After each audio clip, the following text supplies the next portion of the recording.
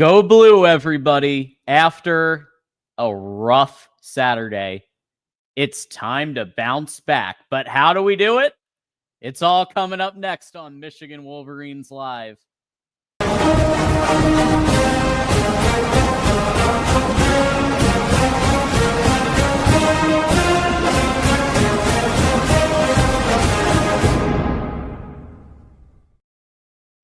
And here we go with another episode of Michigan Wolverines Live with a new mic. Yeah, that's right, folks. Bumping up the setup, getting right over here for the season.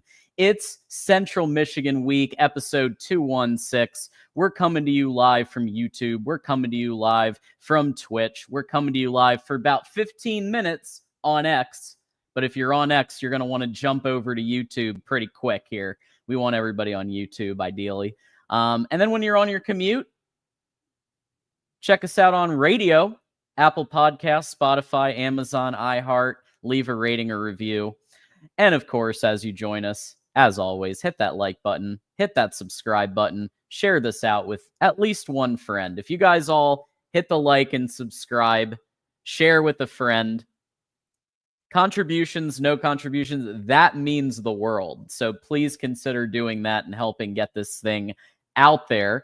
And of course, send us a super chat if you have a comment or question. We have a lot of topics, and we have a special guest, Adam Jaksa, coming up. So very exciting here. Without further ado, we got to bring in my partner in crime, TJ Ronin, in the house. How we doing, TJ? We're doing better. I had a few days to, think about the game Saturday, take a breath. I also got hit with depression on Sunday, the way my Lions played. So I just had to reflect and look at, the past is the past, John. What can we do moving forward? So that's what we're going to hit on and look at the positives as well as acknowledge, the situations and the realities that is. But we're going to move forward together. I'm excited. We're going to crush CMU, but we'll talk about it, John. Yeah, we will. And we got Quinn here, all hail. We got Lance reminding everybody to smash the like button, and Beats and Treats, by the way. So our mods are working hard, letting people know what the deal is. And I want to give a shout out to Lance. He's repping my avatar on Twitch. It's all love, bro. Respect it, appreciate it. Thanks for repping that shit. There you go. Nice one, Lance. We got Michigander in the house, including some Buckeyes. We got some Buckeyes watching. We always love that. John, your light is as bad as the Michigan secondary. I'm working on it, man. I got my ring light here. We'll keep playing with it. New office, new place. We'll see what happens. All right, folks. Work in progress, Michigan, John. Look, exactly. It's just like the team. Yeah. Work in progress. New mic. The lighting. We'll play with it some more, but. Yeah, buddy. It is here. We've had a few days now to recover from the 24-13 game that happened. Oklahoma defeating Michigan in Norman. After sitting with it a few days, I do want to start just by saying that I want to revise one statement I made. That the offense looked exact. Oh, no. Is that me or is that... I think your mic went out, John. Is that me? Or did John's mic go out? Chat, let us know. Did John's mic go out or is that me? Did my mic go out? Let us... You're good. New mic. So... You were back and then it went... Does this have to deal with the first? Okay. All right. We will... Quinn's the one who got that jersey? I didn't know that. Shout out to Quinn. No, your mic did go out. Okay, I thought it was me for a second. I was like, fuck, did my audio go out? Am I back, though? Okay. Keep me posted, because it may... Yeah, it's a little... For whatever reason, I'm a little finicky with StreamYard. But final thoughts. It did look like a blend. So Chip Lindsey... does have the running back screens going. Chip Lindsey has the...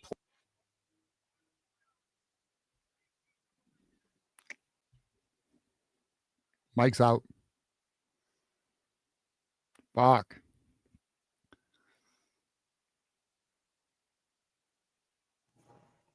Anyways, the other parts look like Sharon Moore. That's what I'm saying. Yeah. Okay. So, something that's interesting that I think it was Juju, and I know Garrison feels strongly about this. John, I don't even know if I fully have your take on this, and maybe this is what you were saying before your mic went out. Yeah. A strong belief that Sharon Moore had his hands all over Chip Lindsey's offense, right? There's a strong belief that Chip Lindsey's being, now I'm not saying I believe this, I'm still in observation mode. There's a strong belief that potentially Chip Lindsey's being handcuffed a little bit here. Now, I don't know. I mean, to be determined. What we do know, John, and we'll get into it, like the way they're kind of limiting Bryce Underwood. We'll get into that. But regarding the game, my thoughts are this. Listen, we lost. We should have been better. It really isn't excusable. In my opinion, it was more coaching error than player error in the loss of that game. That said, our guys still needed to execute better. They didn't. But look, our season's not over. The Big Ten season's ahead of us. We do get a nice warm-up with CMU, so let's see how we do there. Let's see what the guys can do. Michigan's trying to find itself. I do think I agree with some of the common narrative coming out of the game that Michigan's in a bit of an identity crisis. They're trying to find themselves because Sharon Moore wants to be smash mouth football, and it's possible Chip Lindsey wants to be a little more finesse. And I know they're trying to blend the two, which it's possible. It's not impossible. But now, the Lions, they used to be the balance of both with Ben Johnson, but he's in Chicago. I don't want to talk about it. Anyways, I cried last night. But JJ, we're gonna talk about JJ. Shout out to JJ. But anyways, yeah, I think Michigan's in an interesting place. They are trying to find themselves. There is an identity they're trying to develop. But they got to find it, man. I mean, we are in a position as a program where we have more questions than answers, and the coaching staff is also in a position of more questions than answers.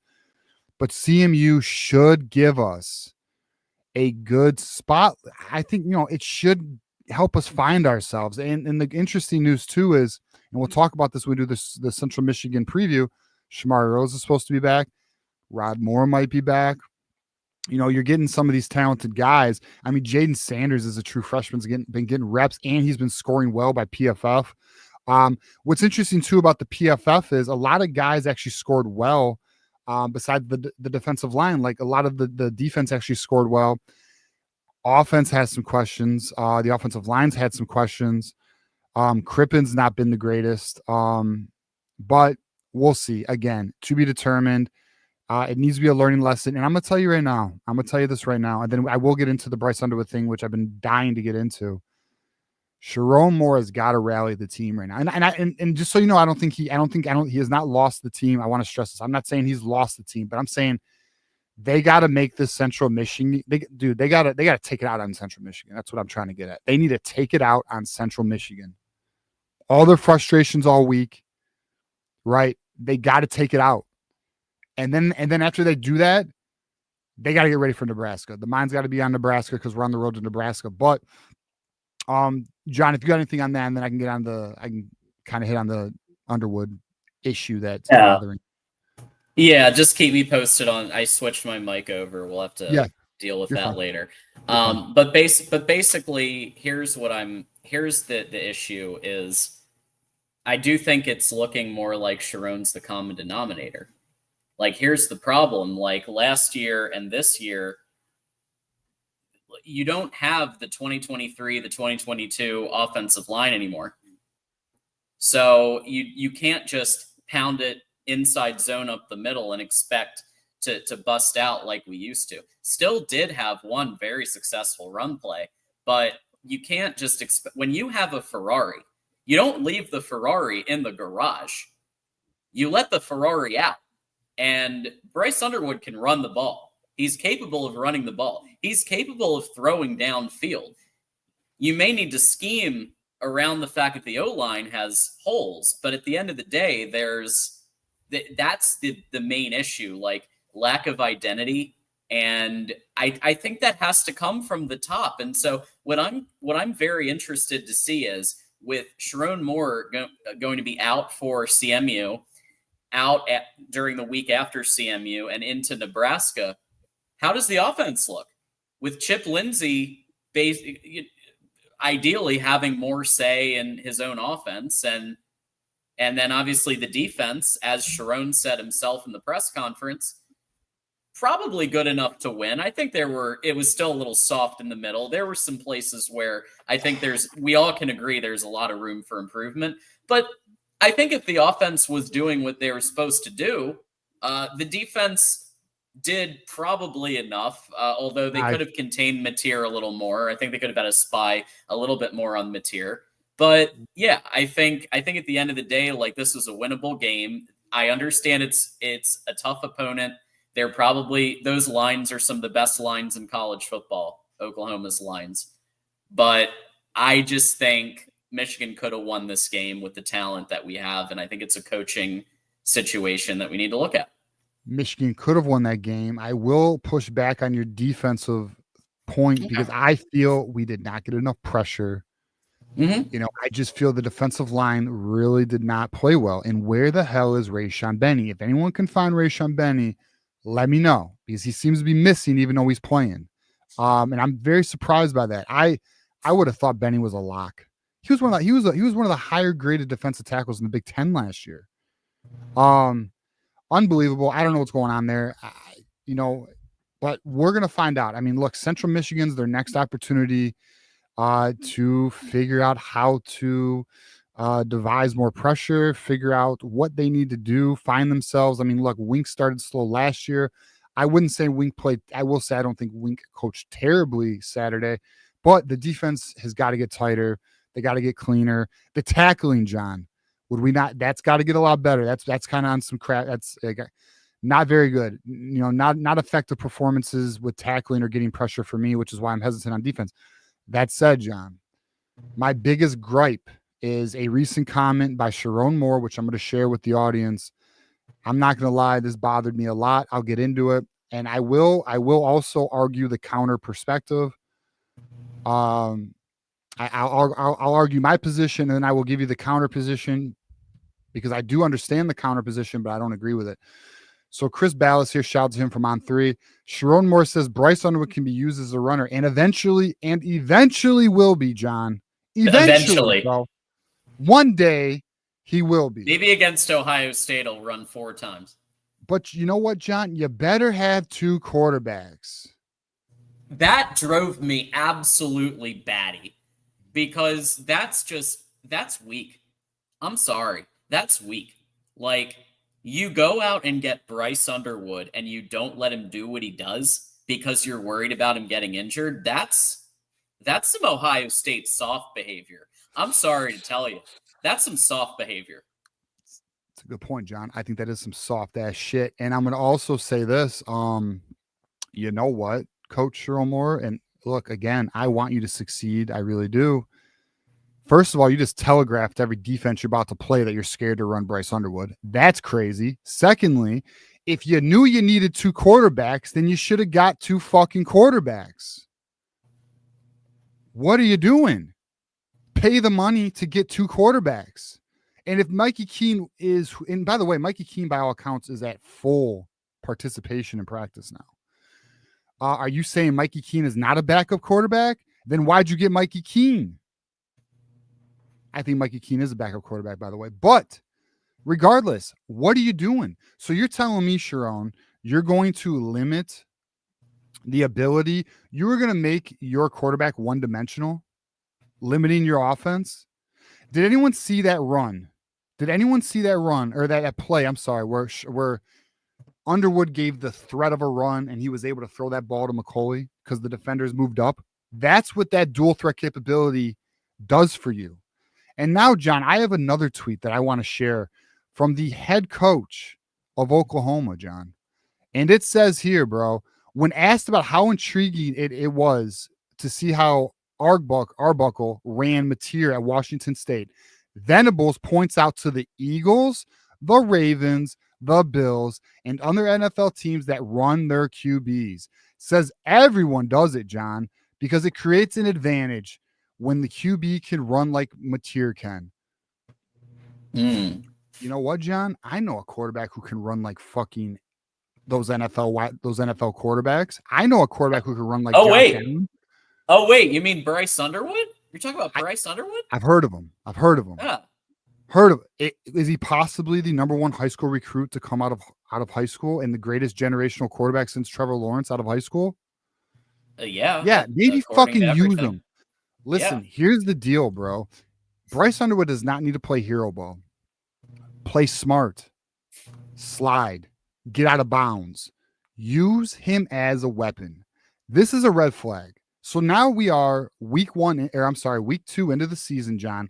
Last year, we all watched many errors by this coaching staff.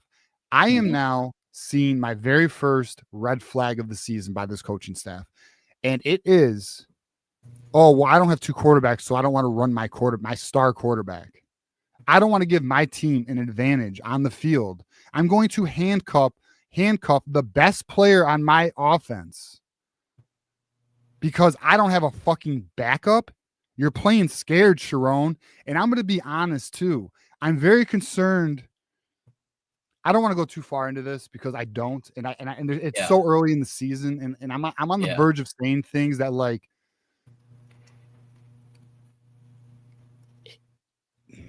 All right, I'll just say it. Fuck it. His presence and demeanor on the sideline, I think, is potentially concerning as well. He's very quiet. Where's the energy? Where's the fire? What is going on, Sharon? What's going on, buddy? I'm talking to you as a fan. I know I don't mean anything. You're the head coach of Michigan. I'm just on a podcast talking to our audience. But at the end of the day, Sharon, where is your presence? Where's your energy on the sideline? Rallying the troops. Where is this shit? Because I see you on the sideline just standing there. I'm almost getting Brady Hoke vibes. At least he clapped, right? At least he fucking clapped, I guess. I mean, like, I don't know, man. It's in my opinion, concerning. I mean, we'll see though. Listen, I'll say this though. It's far too early. I'm not firing Sharon Moore. I do think the seat is potentially getting warm because only reason why is there's just so much mismanagement and like baffling decisions. Like, I don't know, running your star quarterback in one of the biggest games of the year. And you're afraid to? He literally said he literally said it too. He's afraid. He's afraid to run him. So Mark says Keen's still hurt. I'm just letting you know. The word is he's a full participant in practice, buddy. I mean, I don't know, man. That's just what I'm hearing. So, if I'm wrong on that, I'm wrong on that. But from my understanding, as of the end of last week, he's been a full participant. So I don't know. But I guess I'll try and confirm that for Thursday's show if I'm wrong. But I'm pretty sure I'm not. Anyways, yeah, man, I think it's just, I don't know. I find this, you see Oklahoma's coach talk about the advantage it gives you. You see the NFL doing this with the Eagles, the Ravens. You know, guys, let me ask you a question. Does anyone think the Buffalo Bills has a backup as good as, I don't know, Josh Allen? Does anyone think the Ravens, I know we're talking NFL now, but does the Ravens have a backup as good as Lamar Jackson? Fucking no. Absolutely not. Does Oklahoma have a backup as good as John Mateer? No. But here's the difference. That's what I was going to ask. Yeah. Oh, does Oklahoma's backup is it anywhere near as good as Mateer? Well, he's a sophomore. He's backing up Mateer, Michael Hawkins Jr., considered a good athlete, but he's also considered a depth piece, right? Like, you know, they don't want Mateer going down, but guess what? They ran him because they needed to run him to win the game. Venables is a experienced coach and a very experienced defensive coordinator, and now 4th year as a head coach at OU, and he made the determination, I need to win this game with Mateer, and that's what he did. You want to know?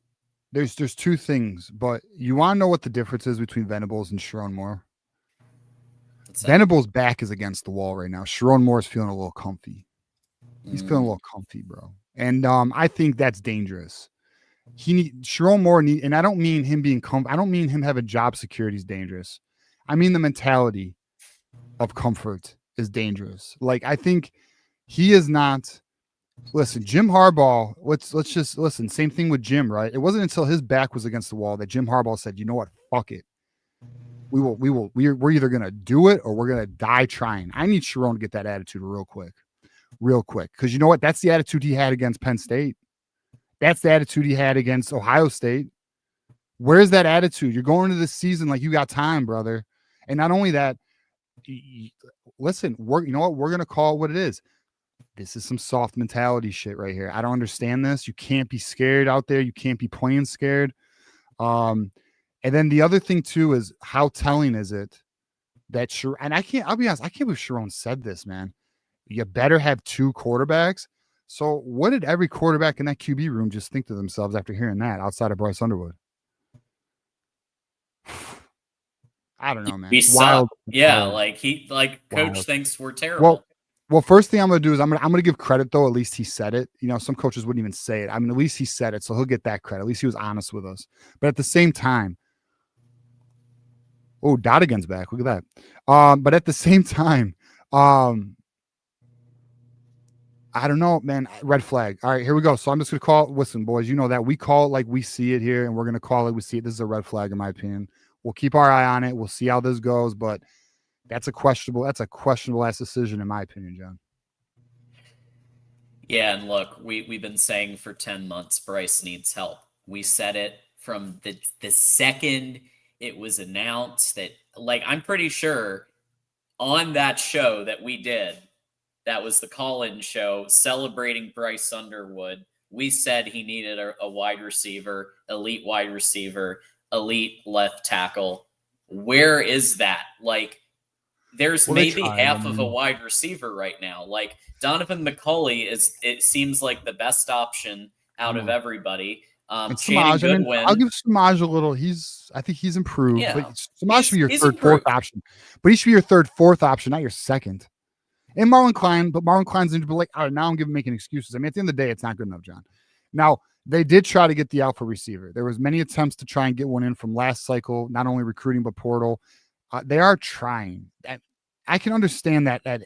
I can understand that hill being a bit steeper and a bit harder to conquer, right? But why did you not go and get yourself a damn good left tackle? And don't say, well, there wasn't one in the portal. That's not how this game works. How this game works is you talk to agents, and agents get their players in the portal because agents are doing what agents do, and they're contacting schools. Hey, would you have any interest in this player? It's exactly how this goes. Like, for example, in like September, agents start reaching out to schools to discuss the December portal. Like right now, there are agents either already or getting ready to contact these universities about December 100%. Portal. 100%. So these can be done. Now, the truth is, and we know this, Michigan would rather pay the amount of money for a 5-star recruit than pay for either an average or an above average offensive lineman out of the portal, because out of the portal, it is more expensive. And like on principle, I actually agree with that. But at the same time, John, we have a demand, we have a need. And when you have a need, figure it out and then get yourself to a position where you have leverage as a program. Because the truth is, we have to build leverage. We had an 8-5 year last year.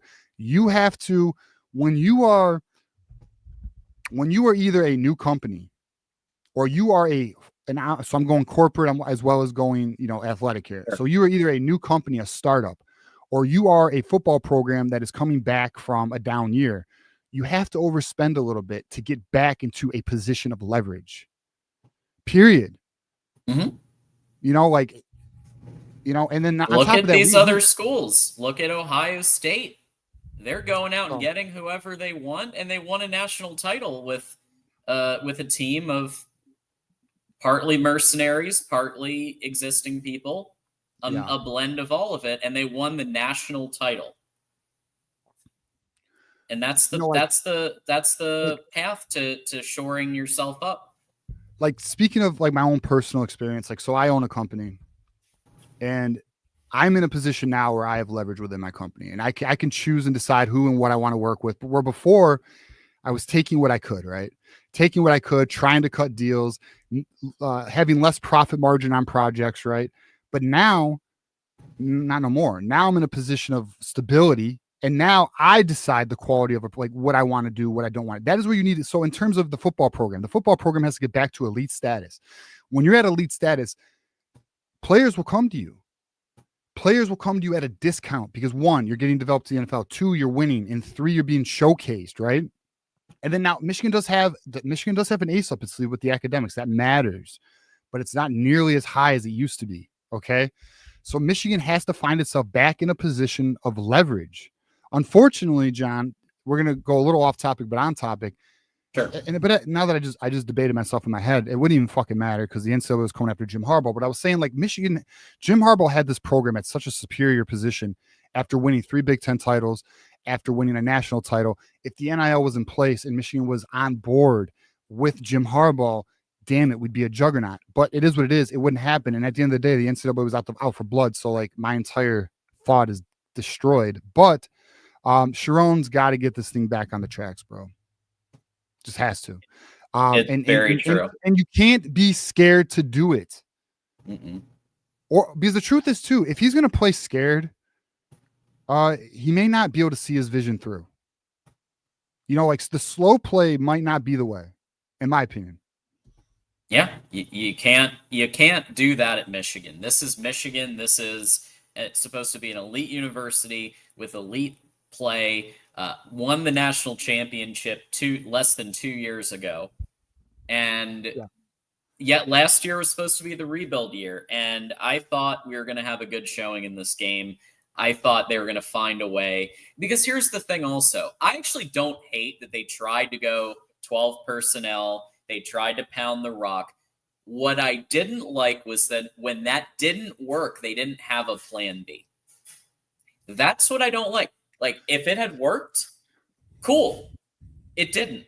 They were stopping it. Venables was cutting out all the short game, basically. He was loading that box. You couldn't run. It was harder to run. And the trench play was in his favor. And he was trying to stop any short passes from being completed. So it was a recipe for disaster with Marlon Klein being out to just play the short game. But for whatever reason, and maybe part of it's the terrible O-line, maybe part of but like there were ways you can scheme. There are ways you can scheme against an O-line being bad. Colorado did it. When they had a bad O-line, they won games with a bad O-line, right? There's ways you can do it. There's rollouts, there's other things. And I know that he tried to take that away too. He tried to take the rollouts away. Like, Venables is very good at what he does. But we didn't make it any easier when we just stuck to the same exact plan and just tried to pound it and pound it and pound. Run. As Dave Portnoy said, run, pass. Run, pass. Run. You remember that? Run, pass. He was slamming it. And I agree with him. And then we run it on 3rd and 6. Yeah, what was that? 3rd and 6. I don't know. I don't know. So far I'm at one red flag. We'll see. We'll keep score. Only one? Yeah, I think it's too early to really be too concerned about everything else. I think listen, I thought we looked good against New Mexico. Okay, we did. Sure. I thought the Oklahoma game, I think we were outmatched and outcoached. And I'm going to allow them to learn and see what we can do with it. I mean, I'm not going to be we cannot overreact to one game. And some people would say, yes, you sound like you're overreacting. No, I'm bringing awareness to concerns. I'm not out on this coaching staff yet, but I am raising a red flag on this Underwood comment. I think it's insane personally. I just think it's crazy. Dude, just play smart. Just, listen, if you go for a run and it's not there, go down. Go out of bounds, slide, don't play hero ball, play within your game, play within the structure. There's a way to do that without killing your quarterback, okay? You don't got to do a fucking QB power run up the A gap, okay? Like, there's ways. That's another thing, too, is like there's ways. How about this? Why don't you have Underwood rolling out right? Why don't you have Underwood rolling out left? Like, what are we doing? Why is he not moving the pocket? The offensive line is not elite. And, thankfully, Al-Hadi's injury doesn't appear to be too serious, so it's not like we're down him. But, like, at the same time, I just don't. we'll see. Now listen, the argument that there's been some argument. I think it was either Joe Clapp. There's been others. I don't even know who said it, but somebody was like, the truth is Venables front seven is probably the most complex and best front seven, one of the top ones in the nation. And it very well may be. And that very well, that defense is very tough for an 18-year-old quarterback to process. That said, I still feel the coaching staff limited Bryce Underwood. Because I'm wondering, is the coaching staff telling Bryce not to run? Because there's times where it looks like he has some room and he's Clearly not. Now, I don't know that. Sharon Moore said that. I know he did say that. But is it to the point of like, Bryce, don't run even if it's there? Like, I don't know. Like, that seems that'd be absolutely insane to me. I don't know. We'll see. I mean, we're going to find out. And boys, we're going to next Central Michigan. We're going to find out. And it's going to, as the sample size grows, we're going to learn more and more. So far we have 2 data points. Let's see what we get going forward. Yeah. And there, like you said, Central Michigan, it's the next game up. Time to get right. Time to try to figure some things out. Yeah. Sharon Moore isn't going to be coaching that game. So Biff Poggi is going to be the head coach for that game. Yes. So that has been announced. Can't wait. That Biff is going to be the head coach for Central Michigan and for Nebraska. And so while I'm not sure how much we'll learn from Central Michigan, I think they are going to keep it pretty light vanilla again. I think Nebraska is going to be a major tell of where we are, because Nebraska is I think an okay to good program. They're nowhere near as good as Oklahoma, and they're nowhere as bad as New Mexico. So it gives you a little bit more in conference play, a little bit more of an indicator, I think, of where this team really is. And if this is going to be a 9-3 or 10-2, or if this is going to be even worse. And I think Nebraska is where we're going to find that out. Okay. So we do want to give some love to our 15 super chats so far, and also our friends at Win Agency. That's right, folks. Win Agency. So they are our sponsors for all 3 shows this year. So at Win Agency, we try to make things as simple as possible. We now have 2 self-service options on our website. Check out the links in the chat to run your own health insurance and life insurance quotes. This service is available 24/7, 365. 2026 plan prices will be available in November. So check them out, because they are here for you. And so if you have any life or health insurance needs, consider helping out our sponsors. They've been really good to us. It would be supporting them, and they support us. Let's support them back. Absolutely. All right, let's hit these super chats before we get to our special guest, who will be coming in about 5-10 minutes, Adam Jaksa. So Adam Jaksa is the play-by-play broadcaster at Central Michigan University. So this is a very exciting one for me and for TJ, because this is we rarely get somebody as the media guest who's actually the person from the university to give their perspective. I think it's going to be fascinating. Michigander, Oklahoma had 1 million holds they got away with. No wonder they won. Yeah. Actually, you know what? I wonder if I could find them. Isaiah Hole posted some photos of Trey Williams where like he was just getting grabbed all game. Let's see if I can find it. Shout out to Isaiah Hole, by the way. Isaiah does a great job. He's a very good photographer, man. All right, so check this out. Look at these. Look at this. Hold.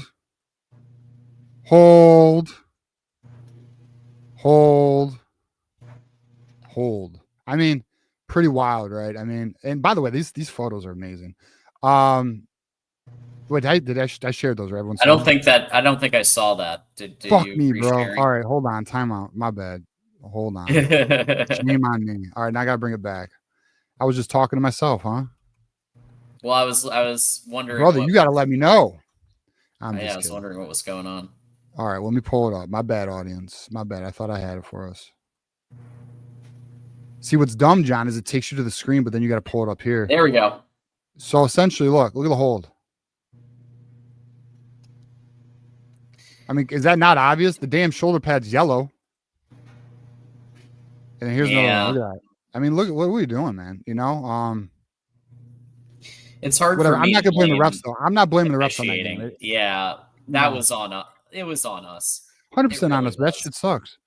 But I will say, what about this? The Samaj Morgan hit? I really don't. I find that acceptable at all. That is the one. That is the one that I'm like, you know what? Why wasn't that called? And others non-Michigan affiliated people also said the Samaj Morgan. Yeah, it's no disgusting. I mean, it's not even about like. Listen, I'm all right. So, listen, I hate the targeting rule. I fucking hate it. But when it's egregious, I don't care if it's a Michigan player or what player. One, it was after the freaking whistle. Two, it literally. I'm surprised Samaj was even allowed back in the game because he collapsed on the field. By the way, I got no issue with him coming back in the game. By the way, I'm a big believer in let the player decide. But I know people are like, "Oh, you can't do that." The medical, the concussion, CT, whatever. If the player wants to play, let him play. In my opinion. But anyways, because like I don't know, whatever. I won't get into it. But yeah. I mean, that play was ridiculous. I just it's just disgusting at the end of the day. It's a step too far for even me, and I'm pretty loose on that shit. Yeah, that's the one. I mean, I will say that there were some calls that went in our favor that caused Michigan to actually have a chance, right? And so there was that too, where Michigan had a shorter field because of some of the calls that were made in our favor. So that's the one that I have a problem with. I agree with you. The holds, And I'll make it very clear. I am not blaming the refs for this loss. What's funny is and I'll tell you right now, this just goes with the sickness of, it's probably really more a sickness of social media than it is the Buckeyes, but there's this Buckeye OSU dude. He fucking tags my tweet. I had a picture or I had a gif of a ref and said the real MVP. Because, there was a portion of the game where the ref was moving because of the flags we were getting first downs. So I was basically just giving recognition to the refs being really the offense and helping us get first downs. And this guy wanted to make it seem like I was complaining about the refs and that's why we lost the game. But it just goes to show you, like, everything's taken out of context. No one knows what the hell they're talking about. Everyone's just looking for an opportunity to get one on the other. But it's just, I should have that tweet pulled up and ready to go and blasted his ass. But at the end of the day, it is what it is. These Buckeyes are fucking nuts. But Absolutely. To Quinn here, shout out to Quinn, $10 super chat. Thanks for TJ for the hookup. Got that good. So I'm pretty positive, Quinn. I didn't know this, but all right. So Quinn is the one. So I mentioned a week or two ago that there was one more Bryce Underwood jersey, one more autographed, authentic, first NIL signing. Those who stay will be champions stitch jersey. Rare. There was a white one left. I have a blue one. There was one white one left, and he got it. So shout out to you, man. Thanks, Quinn. Yeah, shout out to Quinn, man. He's been so I didn't know that was you. I was DMing with, brother, but I'm glad it was. All right, let's rip through these hard and fast, no pause. The Bull, thank you for the 5 there. Wait, the mic, does this have to do with a person named Chris Drew? No comment. We do love Chris though. Bull says, look, sound, light, looks beautiful. Internet though, hey, internet's better here. I will say that. Internet's better here. We're still work in progress, but internet's way better here than it was the other place.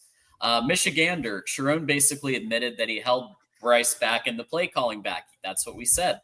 He is afraid of Bryce getting hurt. He openly said that. Yeah, that's what we were just talking about. He openly said you need 2 quarterbacks if you're going to run your quarterback.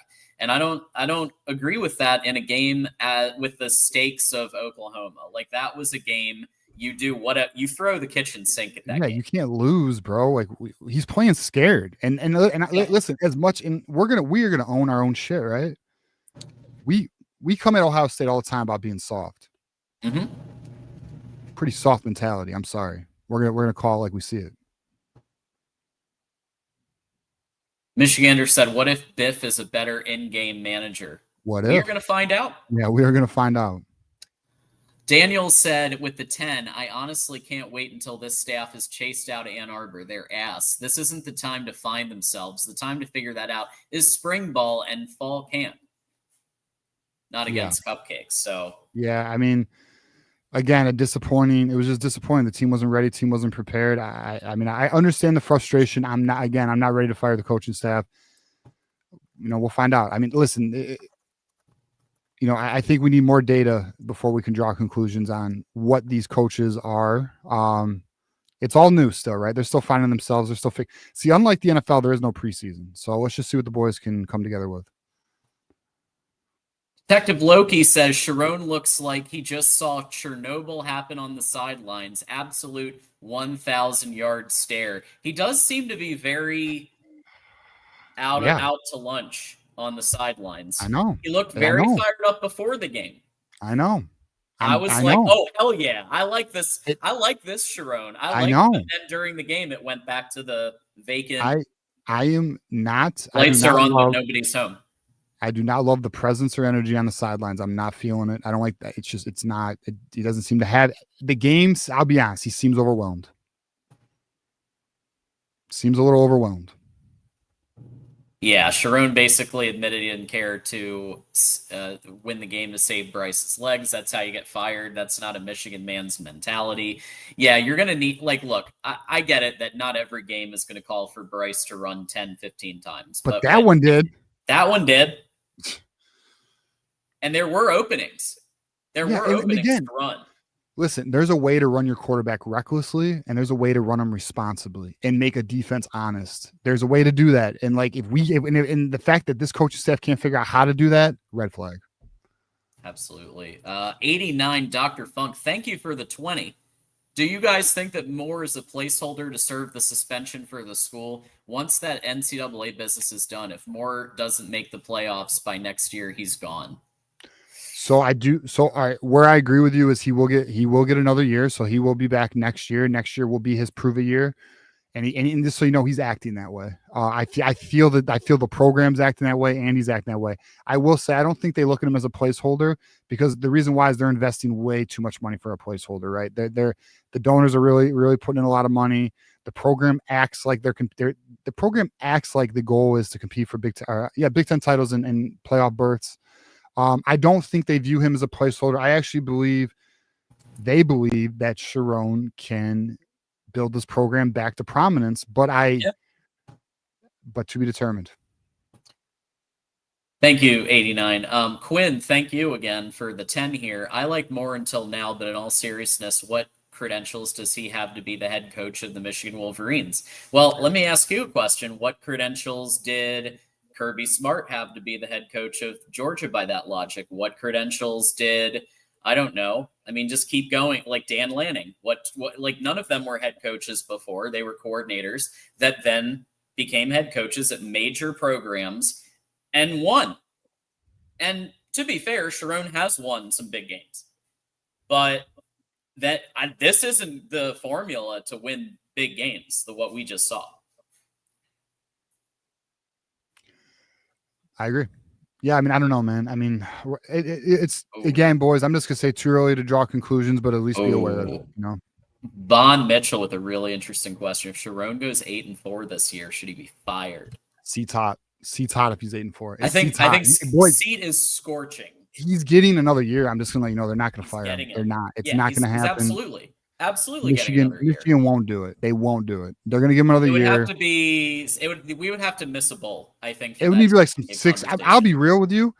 I'm going to say something that even I hate what I'm about to say. I think he could go 6-4 and they wouldn't fire him. Wow. I really believe that. Bob says, any worry that our poor coaching at Oklahoma could make any of our 26 commits rethink? You guys are the best. Thank you, Bob.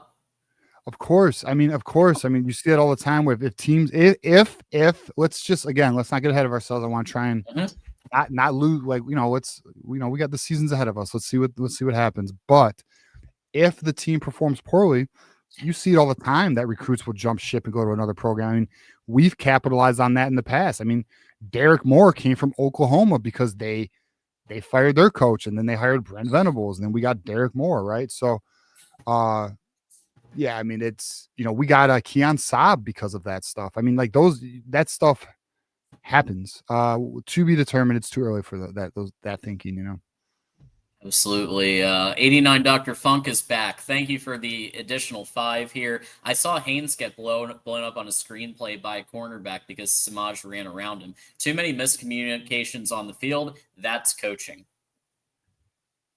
Agree.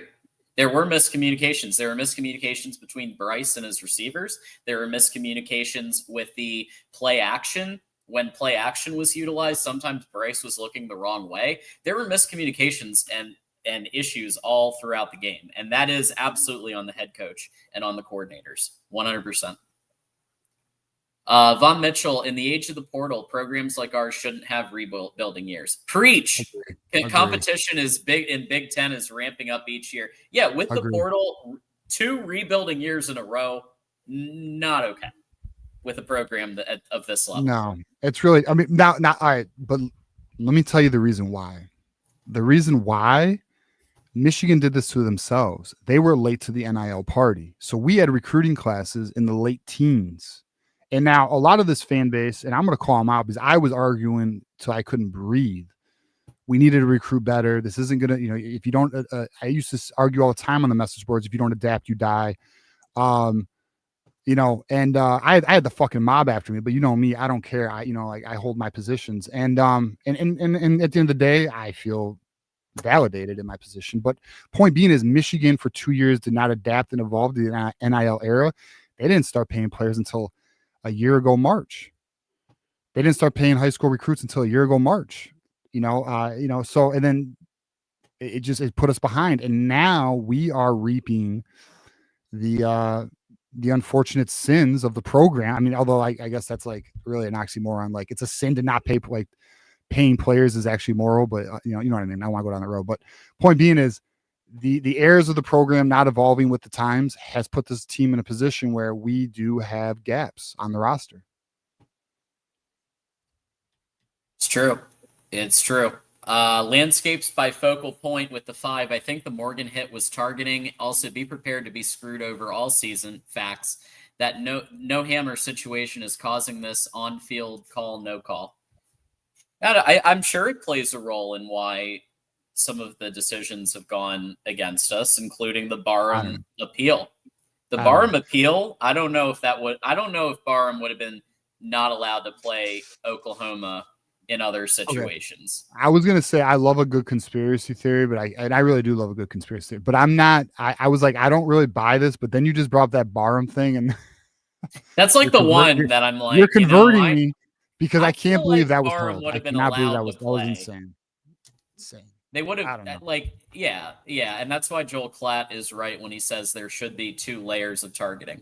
Like a super egregious one when they're obviously clearly going for the head with their, like the clear and obvious versus a level 2. Like Barham's would be clearly a level 2 of like, he was turning his head. There was a height mismatch. There were things, you know what I mean? So like, I think that's really the path. Russell with the 2. Thank you for that, Russell. Really appreciate that. Michigander says, TJ, I DM'd you on Twitter. Can you show it? We have to bring up our guest in a sec. I don't see it, bro. I see you in our mod chat. I don't see anything you sent me though. Yeah. Keep scrolling. Maybe you'll find it. I don't see it. TJ, be honest, bro. You dealing in the streets. From good old Nick with his $1.99 sniper shots. Officer, I don't know what you're talking about, bro. All right. Without further ado, it's time to bring up our special guest. I'm really excited about this, actually. So we've got in the house Adam Jaksa, who's the play-by-play broadcaster for Central Michigan University. Adam, thanks for joining us. Of course. How are you guys doing? Yeah, we're doing good, man. Getting ready for the next game. Looking forward. Excited to get the taste out of our mouths from last Saturday. So let's have a good game here. You guys are ready for a Chippewa upset on Saturday, right? We're looking for a real competitive, physical match, man. So we'll and also, our programs have a little history together recently. So I'm interested to see how the game goes Saturday. One of our former employees was on your sideline not too long ago, so a lot of history together. Yeah, there's been that a lot going on. Wait, hold on. Time out. Did you call that game? Was he when he was on the sideline that game? Were you there for the Michigan State, or were you calling the game for the Michigan State game? I was. Yep. That's wild. That's gotta be wild to be a part of history like that, huh? Yeah, just No idea anything was going on. Calling an opener, and then whatever day it was, but Twitter blew up. I remember that. Yeah, fair enough, man. All right, well, we got a game this week. We don't got to worry about the past now. Kind of tell us about Central Michigan, because a lot of our fans probably don't know about what the team's looking like this year. Give us kind of an overall synopsis and break it down for us. Yeah, we're brand new. I mean, whole new coaching staff. Matt Drinkle comes in from Army, and he's really reignited the program here. I mean, this is we're a prestigious program in the MAC, but it's been a while since we've been able to win the conference. You got to go back to Antonio Brown and Dan Lefevre in 2009. So with him coming in, what's that? Deep cut. That's right. So hoping that he can bring that winning culture back to Central Michigan. And CMU's had great offensive linemen that have come through here and now gone on to the NFL. And he has that O-line background of being at Army, and he was a former head coach. He's from Iowa, so he's got Midwest ties. So he's brought that, that he's in his young 40s. So that youthful energy of just being excited to be a head coach at the D1 level for the first time. And he's done a really good job on social media leading up to the season, telling the story, making sure the guys are appreciative of what they've got, because there are great facilities up at CMU. It is kind of in the middle of nowhere to get up there, but once you do get on campus and get to the stadium, it's pretty great, and it's just football up there. I love Mount Pleasant. Yeah. So we'll see. I think it's a fun town. It is. You can enjoy yourself up there. So and folks were really excited for the season to start, and they go on the road, and I watch a lot of these shows leading up where it's fun. No one knows what's going on, and nobody gave us any shot to win that game against a team that is projected at the top of the Mountain West, and some saying could get into the playoff. And CMU rolls up nearly 240 yards on the ground and wins that game, even though they tried to give it away at the end. And that really, I think, heightened too all of the all the nonsense before leading to the season. You can only do so much, but then you got to go out and win football games. And he was able to get that first one. And Pitt was obviously a different story. And now it's on to Michigan, the traveling Chippewas, to open 2025. Yeah. Pretty excited, I'm sure. What do you think is the strength of this team? Yeah, I think we're still trying to figure that out, but they really like the skill position players. They're trying to build up the offensive line. Again, when CMU football, and I've been covering it since 2011, when CMU football is good, their offensive line and their run game is good. I mean, Lou Nichols led the nation in rushing back in 2021, but that was really the last time they had a good offense and a good cohesive offensive line. So they looked really good in game one. And then they played a Pat Narduzzi front seven in game two, and they struggled to run the football. So I think it potentially could be the offensive line. It's tough to gauge here with Pitt and Michigan back to back.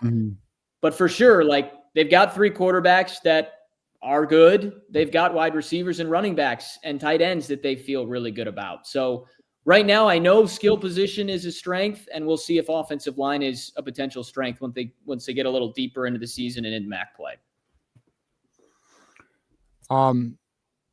What's your overall expectation, coming to this game that you think Central Michigan in terms of the mentality? Do you think it's possible the game is too big for them? We had New Mexico 2 weeks ago, and one of the things their coach did that I thought was a really good idea is he brought the players in early. A day early to take photos and experience the stadium. Do you think Central Michigan's going to feel like the lights are too big, or do you think they're going to come in and be ready to play ball?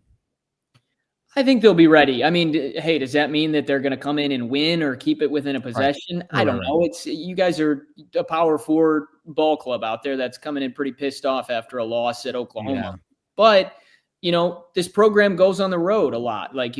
Couple of years ago, they were at Penn State and there were 100,000 plus there. They went under the lights at LSU a few years ago. I mean, they went down to Oklahoma State. So you played at the big places. I think they'll be ready. And I think there's a lot of individuals that are excited. There's a lot of Michiganders and Midwest players on this Central Michigan team. So curious to see what that looks like. But I think so far the mindset is, hey, look at this awesome opportunity to showcase Central Michigan, be on the Big Ten Network and play in front of 100,000 plus. And I mean, there's nothing to lose for CMU. You want to stay healthy, but like the pressure is on Michigan. It's not on the Chippewas coming into the Big House.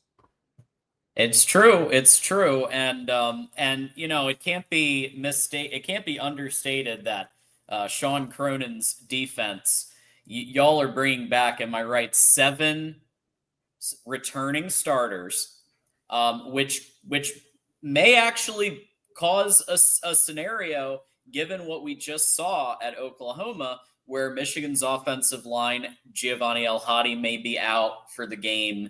There could be some reshuffling at the line position. Who should we look out for on Central Michigan's defense who could be some real game changers there? Yeah, I'll give you 3 at each level. So number 1, starting on the defensive line, Michael Heldman is a guy that leads our program in quarterback hurries. Great motor for him. He's a redshirt senior. He's been at Central Michigan. He'll be coming off the edge. He is going to be a big piece. And can they get some pressure on Bryce? And can he get into the backfield?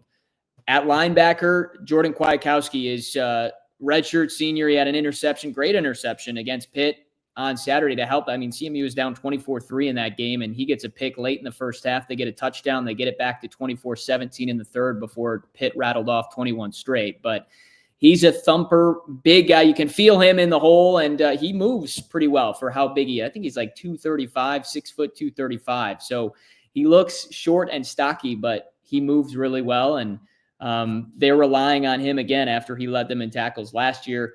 And then on the back end, I would go with Jayon Jackson. You know, there's a lot of experience in the defensive back room, whether you're talking safeties or cornerbacks or the nickel position, but he's a sophomore, and he started as a true freshman last year, and they loved him. Kid just loves football. They couldn't believe how good he was last year, and he's out there again as a sophomore. So I think there are good pieces all throughout this defense. Again, you know, what does that look like on Saturday against Michigan? We'll see. Yeah, so Jayon Jackson, 2.5 tackles for loss there, 39 total tackles. So that's no slouch there.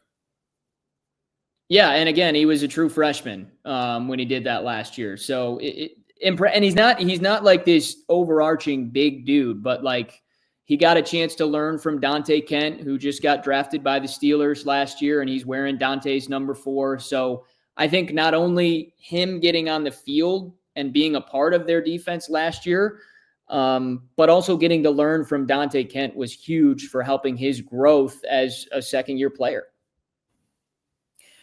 I'll be honest. I'm not. Oh yeah, go ahead, TJ. Well, go ahead. I mean, John, go ahead. I don't want to interrupt.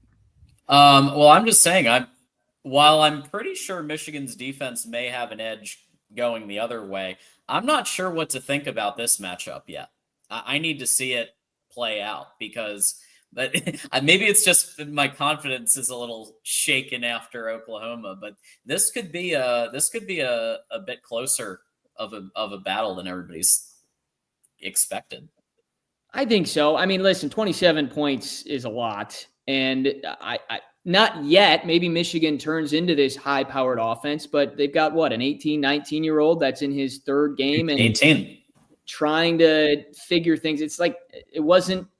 You watch that New Mexico game and you're like, yeah, Michigan's going to win, but there was never this point where I was like, okay, they're blowing them out. You know, it was within a play or two of that being within range. And then, you know, Oklahoma, they get the 75-yard touchdown. That's their only tutty of the game to open the third quarter on the ground. So it's like, you piece that together with Michigan not having an explosive offense yet. Maybe I'll be biting my tongue because they find that on Saturday. But hopefully, and then Central Michigan hoping that they can pick up first downs, run the football, and run that clock down and turn this into a muddy football game. And you'll look up and go, oh, hey, it's low scoring and it's within a possession or two. Who knows? If we find ourselves, and this is no disrespect to them, this is more of a frustration with our own team and roster, but if we find ourselves in like a 1-score battle, our fan base is going to, I don't know. I know our audience pretty well. I don't think they're going to handle that too well. But one of the questions I had is, kind of, can you give us a little more detail on Joe Labas? What's he's about? Like, what kind of player is he? What can we expect inside? Yeah, I was gonna mention him first and foremost because I remember him from Iowa, and him with also with check down Cade McNamara in that quarterback room. So how has he grown since his Iowa days? Cade, your guy's favorite, right? Yeah. Oh yeah, I love him. Started for sure over JJ. He won us a Big Ten title. I love him. He sure did. Joey Labas, Jaden Glasser, Angel Flores. You're going to see all three on Saturday unless something changes. But Joe, we were just honored to give him an opportunity to start some football games. I think he started one game, a bowl game at Iowa, and he spent 3 or 4 years there. And this was like a highly regarded passing quarterback out of the state of Ohio, which, as you guys know, is a great high school football state. Didn't do anything, comes to CMU. And, our offense was injured last year. It was not cohesive. And yet when he's getting dudes in his face, like through the first 5 games of the season, he looked pretty good. And we had gone through a stretch. We had Bert Emanuel Jr., who was more of a runner rather than a thrower. So we were struggling to pass the football. And then we got him, and he looked comfortable back in the pocket. And he's a captain this year. So he's healthy, had some surgery in the offseason after he got hurt in Game 6 against Ohio. And they like what he can give them, but they like Jaden Glasser.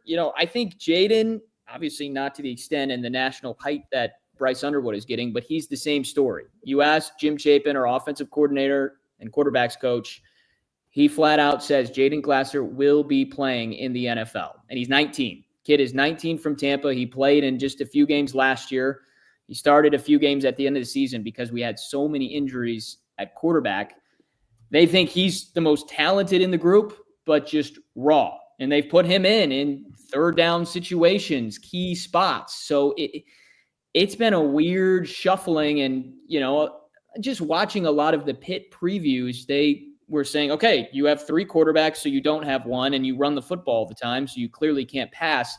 That's not it at all. All 3 of these dudes can pass, and they have great wide receivers to go to, but it seems like it's kind of been to me, a trial of who can take over this position or have 3 guys that could potentially go in MAC play, while also trying to make sure they establish that running physicality identity, because that is what Coach Drinkle wants. He wants to be able to line up and get 3 to 4 yards whenever he wants, power left, power right, power center. And we've seen a lot of running, but we've got good quarterbacks and good wide receivers as well. All right. So I think let's kind of get to let's do this. Me and John like to do this. What are the 3 keys of the game? Unless, John, did you have anything else? All right, just want to make sure we covered it all. What are your 3 keys of the game? And then let's come with a score prediction. We always let our guests go first. Oh, how lovely of you to let me go first. We're very generous around here. 3 keys.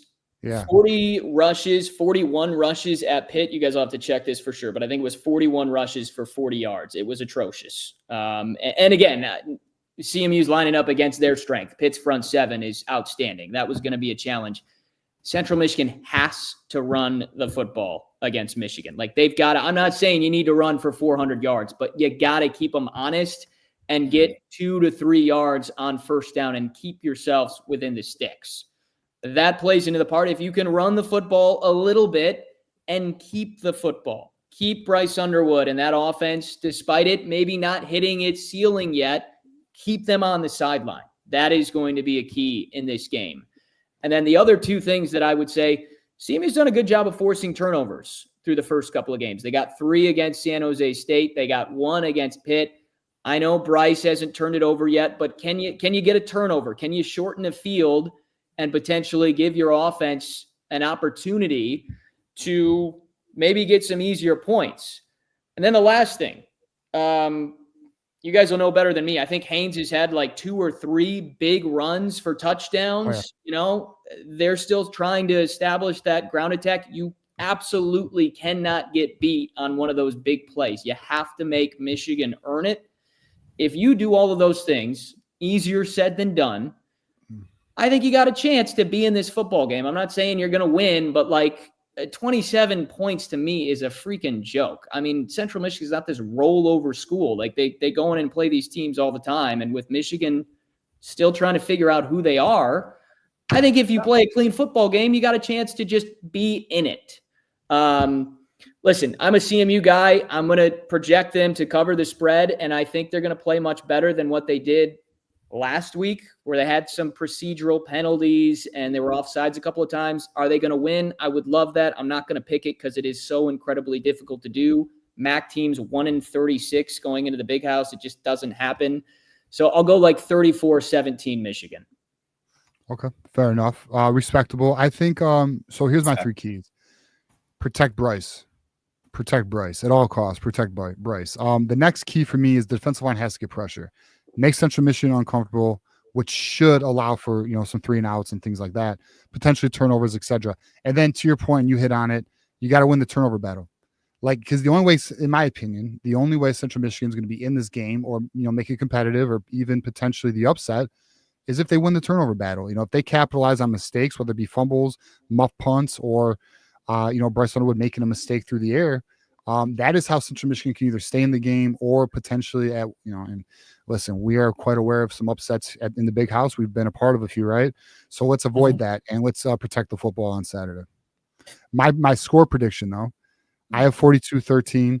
I think because here's my real logic. I think Michigan is going to try and make an example out of Central Michigan. I think Michigan does have a bad taste in their mouth. I think Central Michigan just happens to be the week after Oklahoma. And I also think Sharon Moore, I hope Sharon Moore uses this as an opportunity to get his, you know what? He's not even playing. I'm sorry. My bad. Biff Poggi, big Biff Poggi. In the house. I am hoping Biff Poggi rallies the guys, and I hope Biff Poggi makes an example. I really do. Now he does I don't know how much you know about Biff Poggi, but he is a footballs guy. He is a meat and potatoes guy. His story is actually insane. If you don't know about Biff Poggi's story, it's wild. Self-made millionaire, said, I love football more than business, right? But anyways, so that's my prediction. We'll see how Michigan can do it on Saturday. And let's not forget, anti-sleeves. No sleeves in this facility when Biff is the head coach. Keys to the game, and I like to give one for each. So in addition to everything you said, TJ, here's what I want to see for Michigan. I want to see them get freaking mad. I want to see them get fired up because there's just too much sleepwalking from the coaching staff, from the play calling, from everything. And that's why it stood out when Bryce and Justice Haynes were going at it, because it was such a juxtaposition from everything else we were seeing. And so it looked kind of like, whoa, why are they doing that? But it was because they're competitors, they're alphas, they're fired up, they're pushing each other. That's what that is. It's like what Michael Jordan did with the Chicago Bulls. And he was always pushing his guys to practice more and to not, go goof off and all that, hardcore, win the championship. That's what you want to see from your freshman quarterback. I will say this. I think there is absolutely a world in which Central Michigan wins this game. I think that Central Michigan will need to create a few turnovers. Michigan will need to make some mistakes. I think it's going to come down to Central Michigan's defense, holding tough, keeping Bryce contained. Literally, Venables gave you all the game plan. That Venables basically showed you how to do it.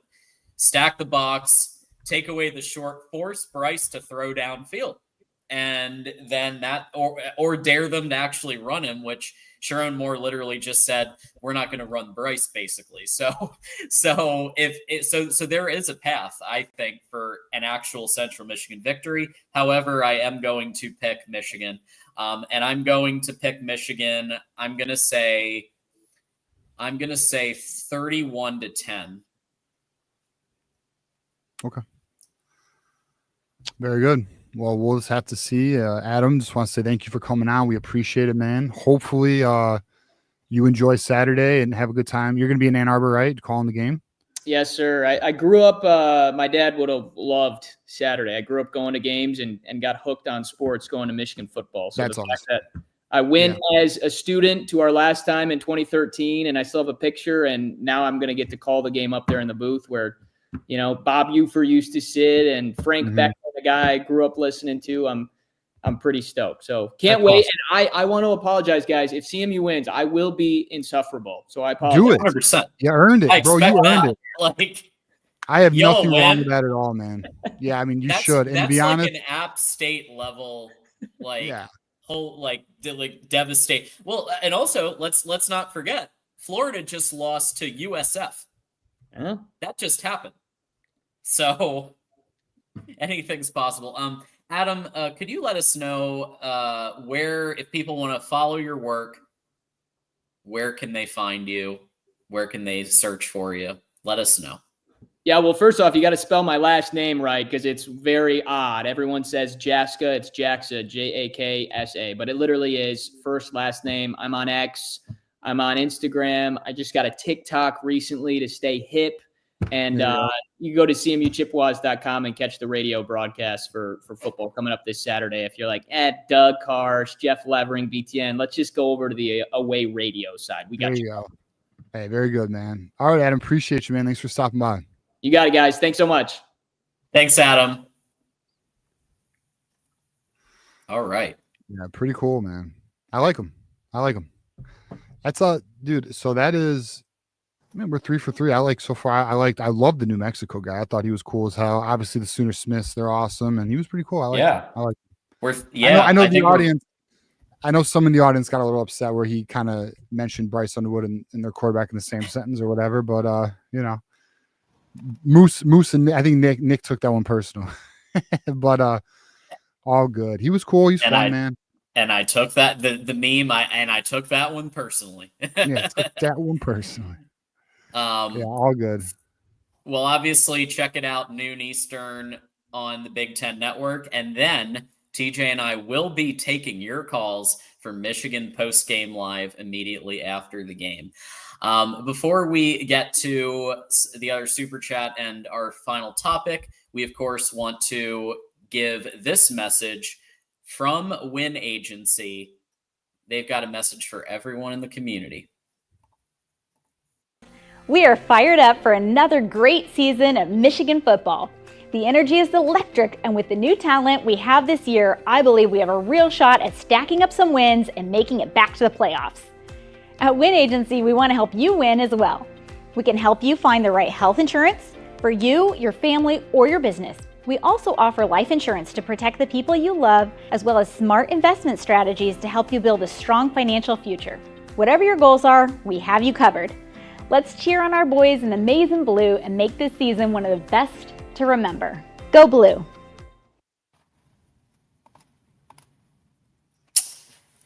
Win Agency, folks. Yeah, check them out. Go to their website. Give them a call. If you guys need a quote or estimate, reach out to them. They are there for you, man. I'm going to tell you right now, I know Lisa personally. She's awesome. They're great people. And, they're, maize and blue, maize and blue blood. So reach out to them and give them a call. Yeah, for sure. And it's life insurance and health insurance. So the links have just been posted in the chat. They're also in the description. So for life or for health, you can get a self-serve quote today. So if you or somebody who needs either of those, send them the links and they'll get that process going for you. But very, very cool. All right. So we did a little bit of good news. Right. Let's end with some sunshine. We had the rain. Quinn's got a question, John. Quinn's got a question. Oh, if I sponsor y'all, do I get a commercial? You get. If you sponsor us and you make a commercial, we'll play your commercial. Mm-hmm. So I would love it if Nick sponsored us because I can only imagine the commercial he would make. But, yeah, no, listen, if there's any companies out there, I know like Focal Point Landscape had some interest and, listen, if you are interested in potentially being a sponsor on a show, we'll take care of you. Obviously there's, from ad reads to videos, we'll promote any of it. So, if anyone does have a business and you're interested, reach out to, what is it? What is the email, John? Sponsorships@vocfb.com. That's right. That's why John's here. Hey. I try to keep things on track as best as I can. You do, bro. And I was so happy to see this after the disappointment on Saturday. JJ, as I like to call him, JJ Goat Carthy, because he's the greatest quarterback Michigan's seen at the Michigan Wolverines in its history. JJ McCarthy, his first start with the Vikings, beats the Chicago Bears 27-24 in a fourth quarter comeback. JJ still has that clutch gene and hasn't lost a game in years. Regular season game, not for like 5-6 years. I mean, look at this video, bro. Look at this look. I mean, I'm gonna be real with you. I actually came. I had a realization last night. I'm a Lions fan. Okay. But fuck did I root for JJ last night, man. I'm gonna be real with you. I was like all in. And I was so happy for him, you know, like it was like so fun because like, and I was actually watching with my dad last night, and it was kind of weird to watch him play, you know, like, cause that's our quarterback, you know, like that's JJ, you know, we watched him literally grow up in front of our eyes, and then he's just leading this team in the fourth quarter, and he was having a tough game for most of that game, and then he just does what JJ does, and that is abso-fucking-lutely lock in and do what it takes to win, you know, whatever it takes to win, he does it. And then like you hear all these leadership things, you know, from, you know, his quote saying in the huddle, he's like, where would you rather be, boys? You know what I mean? And then like at the halftime, you know, giving his guys daps and it just being a leader, already voted captain. And if anyone saw, and actually, you know what, if I find it, I have to actually, you know what, John, give your take on it. Let me find this amazing video, but go on. Well, you know, given what we've been talking about, restricting Bryce and like, you know, restricting the playbook, this is the exact opposite situation. Kevin O'Connell calls what he needs to call to win games. JJ McCarthy is part of that too. JJ McCarthy, if he needs to stay in the pocket, he stays in the pocket. If he needs to escape the pocket and go and get a first down with his legs, he's going to do that. He's going to do whatever it takes to get the first down. His third down completion percentage, I believe, was fairly high. And he was in the fourth quarter. He came alive, and you saw one of the key reasons why Michigan beat Alabama in Nick Saban's last game, beat Washington the way that Michigan did, and then, of course, won the entire national title. Absolutely, man. And at the end of the day, JJ is a winner. But here is the video, John. I wanted to play this. If anyone has not seen this, it's pretty effing amazing. We have right now does not happen without one other guy. All right? Did not go the way any of us wanted. This guy, all right, I could tell from the jump, he was poised. He was poised. But this guy didn't quit. Me and you always thought he would figure it out. 2 passing touchdowns and a rushing touchdown all in the second half.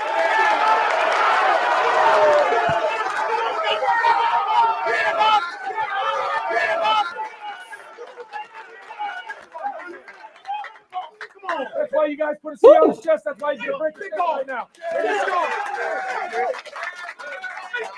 Hey, this is the beginning, but I think we proved something to ourselves tonight. We know what we got in the tape, and let's let it out every week. On to the next one, boys. Family on me, family on 3, 1, 2, 3, family! Absolutely epic, bro. I'll be honest, I miss JJ. I miss JJ, I miss Corum, bro. I mean, it's just so I miss Harbaugh as well. But it is what it is. Sharon, I need you to figure it out. Anyways, we got Bryce Underwood, baby. But at the same time, watching that game last night, it's like, and like, I'm gonna be real with you. Like, I was like, shit. I could literally watch JJ. I could watch the Vikings. I could see myself becoming a Vikings fan, but then I'm like, no, I can't. I'm a Lions fan, damn it. Like, but I will root for him. And I was like also thinking to myself, like, I want to root for him, but like if he does well, that means I'm in trouble.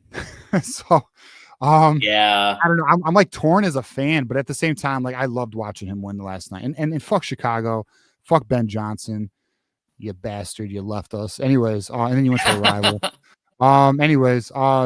But yeah, I don't know, man. I mean, shout out to JJ. I mean, let's see what he can do. I'm excited to watch his career. Yeah, Caleb Williams overrated. I have some comments. I'll just leave it alone. You might need to use some nail polish remover, bro. You know what I'm saying? Yeah, I don't know if he's doing Soft the ass fingernails Caleb anymore. Williams, you pussy ass. Caleb Williams still doing soft, bro. I knew it. I knew you were gonna let. I knew you. You know what's funny though? You have people. There's a lot of people making comments of like the difference in mentality between JJ and Caleb Williams. Like JJ has that like winner's mentality. Like even actually Ev of Barstool actually said it best. Like there's no denying that JJ has this like winner's mentality when all the pressure, everything's stacked against you. Some players rise and some players falter. And like he was essentially saying, Caleb Williams, if Caleb Williams with his talent had the mentality of JJ, he'd be an amazing player. But JJ's just mentally built different, man. It's true. Clearly. He is built different, and there's a reason he won the national title. We have a couple more supers here. We got landscapes by focal point. GT's going to get me in trouble. Go on. Okay. Also, the catch that wasn't called against New Mexico. So, pointing out another call. It's something to watch. Listen, I am now of the position. Let's watch. I am slightly acknowledging the conspiracy. I think it's crazy, but the hit on Samaj is insane. The Barham suspension's insane, and that was not a catch. And you're right. So I will see. And of course, we got GT. Do you guys think that the Vikings' new cheerleaders were a distraction to Caleb Williams? It might be. I don't know. I'll say that. All right, I'm going to say this. I'll say this, even though I should probably watch my mouth here. I got some shit about this Vikings cheerleader situation because I was very opposed to it. And they're like, well, there's male cheerleaders in college. It's like, these are not the same kind of cheerleaders, bro. And I'll just say this. I am not a big fan of I will say this, and I don't care. And this is not me. I'm not take it how you want. I'm not against a certain community, but I really do not want to see male fucking cheerleaders. I'm sorry. I just don't. It doesn't mean I'm against you. I'm not against you. I just don't want to I want to see these gorgeous ass girls, bro, because that's what I'm into. Sure. But at the end of the day, it is what it is. That's my take on it. And fuck it, I said it. I don't care. Oh man. Well, having one or two just to like help shore up the bottom, like shore up the like there are some reasons to have them that aren't like that actually like help you win competitions and win college cheerleaders. Different story, but the ones they're pushing in the NFL are not that type of male cheerleader. Okay, so it's a bit too far for TJ. Let's just say that. A little too much for me. All right. Anyways, all right. GT getting us in trouble. Yeah, he wants me in trouble. Well, folks, don't forget that we have a bunch of shows for you. There's 3 shows a week now, thanks to the season. So all 3, of course, sponsored by Win Agency. So coming up next, we'll have the call-in show Thursday night, TJ, with you and Johnny at 8 p.m. Eastern. And then the Michigan post-game live with both of us after the Central Michigan game. Anything we should keep in mind for Thursday or... No, just getting ready for the next game. Looking forward to it. Me and Johnny Olden taking your calls, here to talk anything. If you guys want to talk about this Bryce Underwood situation, actually, to be honest with you, I think we will talk about it a little bit more on Thursday. But obviously, we're going to get ready for the Saturday Central Michigan game. And hopefully, there's some injury updates. Hopefully, Marlon Klein's good to go. They actually, to be honest, they may sit Marlon Klein out now that I think about it. But hopefully, Rod Moore and Shamar Rose are good to go, and we'll see, man. Looking forward to it. Yup. Yeah, I don't know. Maybe they'll be saving some people for Nebraska, but again, there could be some in case of emergency break glass type situations too. So anything is possible there. And of course, coming up in about a half hour, don't forget that there's the nightly show with Mark Rogers. So the college football after the college football late night, as he calls it, college football late night. So I have to change this banner, but every Monday through Saturday, 10 p.m. Eastern on the main channel. If you go over there, just tell him that John and TJ sent you, and we can really, build that up and kind of have an extension. And then Mark, we kind of keep, it's like one of those, what is it, like bar crawls, where you go to the next like we go to the next party, and then we hang out with Mark for a bit, and then whatever else, and think of it like that. So check. I'll be there. Check. We'll see you in a half hour over on the main channel. Any final thoughts for us, TJ, before we say go blue? I just hope the coaching staff gets it together. That's all. Because again, I want them to succeed. I don't want them to fail. I just hope they figure it out. So that's my final thought. Yeah, I don't know how much we're gonna get to see Saturday aside from just play good. Just play good, get the victory, and get out. No injuries. I think the one thing we can look at is trench play and how much of that was Oklahoma having a top 5 offensive and defensive line versus how much of it was Michigan failing. If Michigan can, look, Central Michigan is not Nebraska or other conference opponents, but at the very least, let's win the trench battle against Central Michigan. How about that? And then let's build from there. You know what, John? That'll at least give me a slightly positive sign. You know what, John? You are 100% right. Offensive line, protect Bryce and dominate that line. I need to see this run game. Defensive line, get some pressure. You're right. That's actually the 2 biggest things outside of Bryce. Maybe he'll run. Outside of Bryce, maybe running. And then I need the offensive line, defensive line to dominate. You're right, John. That is exactly what we need to look for. You're right. I like it. Good call. All right. So let's watch that line play and let's see who plays. Let's see what the configuration is with El Hadi out. Yeah. Timeout. All right. So Michigander, I'm not gonna show it, but I'm gonna break this down. So Michigander did get a photo. He has a photo. He has a friend who lives by the stadium in the athletic facility. The lights were on at 1:30 Sunday morning. I don't know what it means. So that's why I'm not sharing it. I'm not gonna push any until I can't confirm. Okay. There's some speculation that, there was maybe some players working. I don't know, bro. So because I don't know, I can't show it, brother. I don't know. I cannot confirm that information. So because I can't confirm it, can't share it. And I'm also find the information potentially inaccurate because the boys were traveling from Oklahoma. So I don't know. So for me, that is why I'm not going to share it because I just don't know. If you could give me more proof or more evidence, then I would potentially bring it to the table. But it's all love, my friend. Thank you for sending me that info. I'm just unsure about. I'm just unsure. It could be true as hell. It could be very true. It could be on point, but I just don't know. Yeah, and we want to be very careful with what we put on the show. So be responsible. And folks, Moose is reminding everybody to be a member. Check that out. We have 3 levels of membership. It's awesome. You see a lot of the people here in the chat with badges. So get your emojis, have a good time with us, and become a member there. And that's going to do it for us tonight. We're going to let you see a little bit of a commercial from Mark Rogers, Voice of College Football, letting everybody know about Voice of College Football bets. And until next time, go blue, and see y'all on the TJ show. I'll be in chat Thursday night for the Collins show.